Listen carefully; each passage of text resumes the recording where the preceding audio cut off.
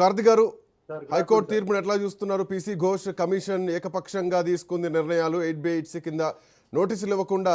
So ఇది one సైడెడ్గా ఉందని చెప్పేసి అఫ్కోర్స్ చట్టబద్ధమైన కమిషన్ చట్టబద్ధమైనప్పటికీ కూడా ఇది ఒక టార్గెటెడ్గా పోయిందన్నది స్పష్టంగా కనిపిస్తోంది.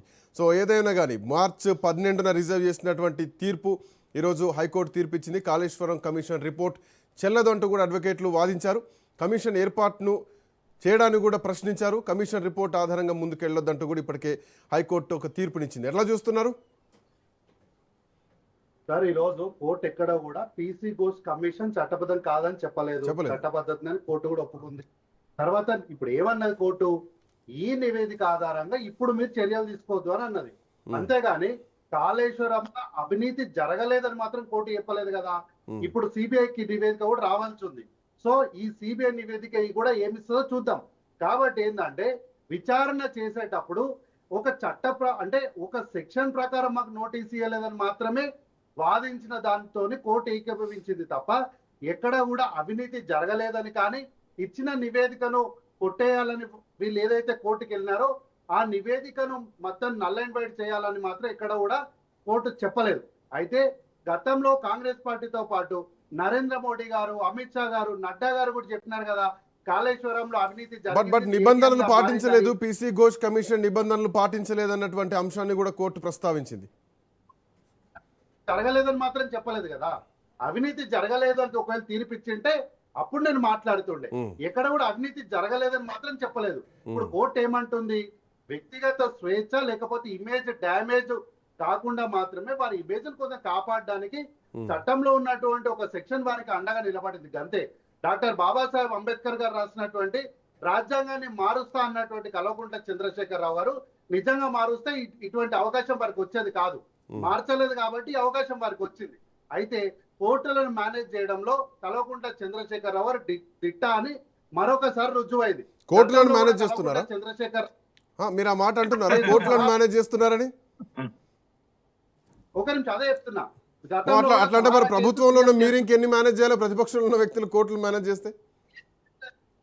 కాంగ్రెస్ పార్టీ అట్లా ఎప్పుడు కూడా కోర్టులను మేనేజ్ చేసే దాఖలాలు లేవు. కాబట్టి 2029లో కాంగ్రెస్ పార్టీ కేంద్రంలో అధికారంలోకి వచ్చింది. ఒక నిమిషం కార్తిక్ గారు, ఒక నిమిషం. నేను శ్రీ మన కార్తిక్ గారికి టైం ఏంటి కానీ నాకు చిన్న క్వశ్చన్ కరెక్షన్. ఒక నిమిషం కార్తిక్ గారికి మళ్ళీ టైం ఏంటి. ఒక నిమిషం. కోర్టులను మేనేజబుల్ చేసేది ఈ ప్రజాస్వామ్యంలో లేదు. అది రేవంత్ రెడ్డి గారితోనే సాధ్యమవుతుంది. ఓటుకు నోటు కేసులో ఇవాళ ఢిల్లీలో సేమ్ ఇవాళనే ఉంది కేసు.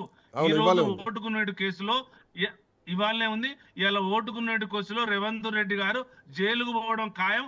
అదంట వేరే సపరేట్ చూడాలంట, రాజకీయ అంశాల వైద్యులు చూడాలంట తప్ప క్రిమినల్ చూడొద్దా, ఒక దొంగ లెక్క చూడొద్దా అని చెప్తుండు. ఇలా పిటిషన్ వేసారు. ఇలా 1:35కి ఇప్పుడు ఇలా పాస్ ఓవర్లు ఉంది. 2 గంటలకు వస్తుంది రిజల్ట్. అది కూడా గుర్తుపెట్టుకోవాలి గౌరవ్ కార్తిక్ గారు. చెప్తారా ప్రజలకు, తెలంగాణ సమాజానికి ఎక్కడ కూడా సంబంధం లేని కేసుల్లో ఇరికించినటువంటి మీరు ఈఎస్ఐ అట్లాగే సహారా కేసుల సేమ్ ఇదే విషయాన్ని మాట్లాడుతున్నారు. ఇలా కాళేశ్వరం పేరు మీద, కమిషన్ల పేరు మీద కాంగ్రెస్ గవర్నమెంట్ చేస్తున్నది తప్పులో. అదే రేవంత్ రెడ్డి గారు ఓటుకు నోటులో రెడ్ హ్యాండ్ గా దొరికినటువంటి ఒక దొంగ. అది గుర్తుపెట్టుకొని మాట్లాడాలి మీరు. కామోజ్ గారు కేవలం ఒక తాత్కాలిక ఊరటనే అని చెప్పేసి మాట్లాడుతున్నారు కాంగ్రెస్ పార్టీ నాయకులు. వెనకాల సిబిఐ ఉంది. సిబిఐ కూడా ఈ కమిషన్ రిపోర్ట్ బేస్ చేసుకుని విచారణ చేస్తుంది. ఇక్కడ తప్పించుకున్నా అక్కడ తప్పించుకోలేరు. నేనేమంటున్నానంటే హైకోర్టు 9 సూచనలు చేసింది. 9 సూచనల్లో 8B వచ్చింది, 8C వచ్చింది. వ్యాప్కో ఏజెన్సీ ఏం చెప్పిందో, ఫ్యూచర్ లో ఎట్లాంటి దర్యాప్తులు చేసినా కూడా వ్యాప్కో ఏజెన్సీ యొక్క సూచనలు పాటించాలని ఇవాళ హైకోర్టు కూడా చెప్పింది. 9 కాలాలు ఫిల్ చేసింది.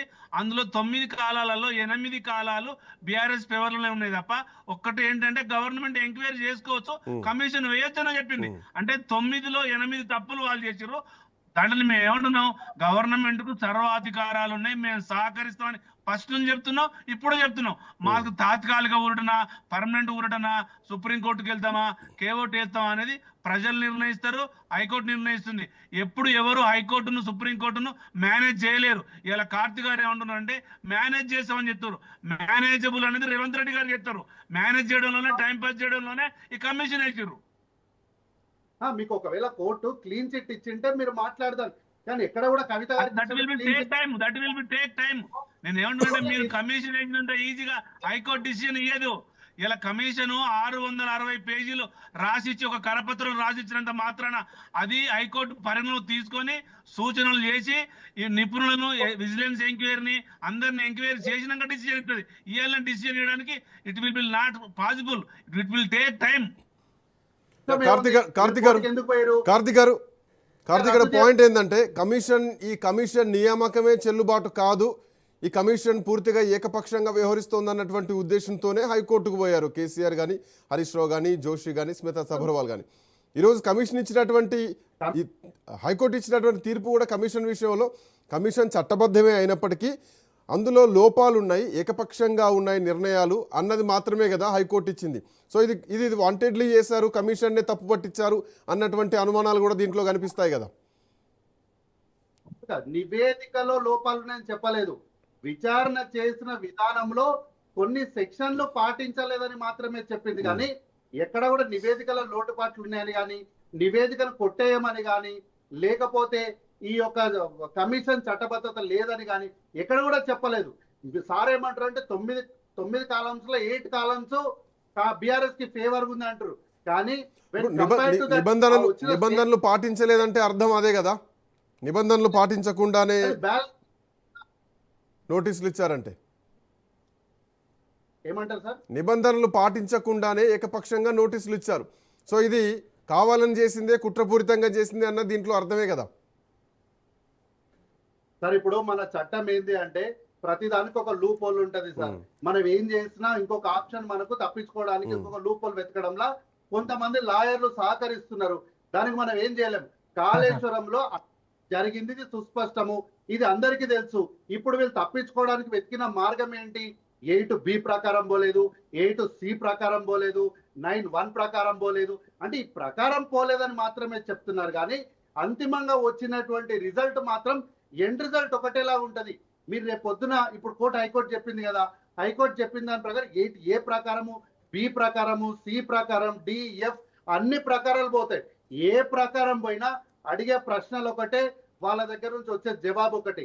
కేవలం మల్కాజ్గిరి ఎంపీ అయినటువంటి ఈటెల రాజేంద్ర గారిని కాపాడడం కోసము ఈ రోజు బీజేపీ పార్టీ బీఆర్ఎస్ తోని కాంప్రమైజ్ అవుతుంది. అందుకోసమే హరీష్ రావు గారు నిన్న ఢిల్లీకి పోయి బీజేపీ నాయకుల కాళ్ళు పట్టుకున్నటువంటి విషయము ఇక్కడ సుస్పష్టంగా అర్థమవుతుంది.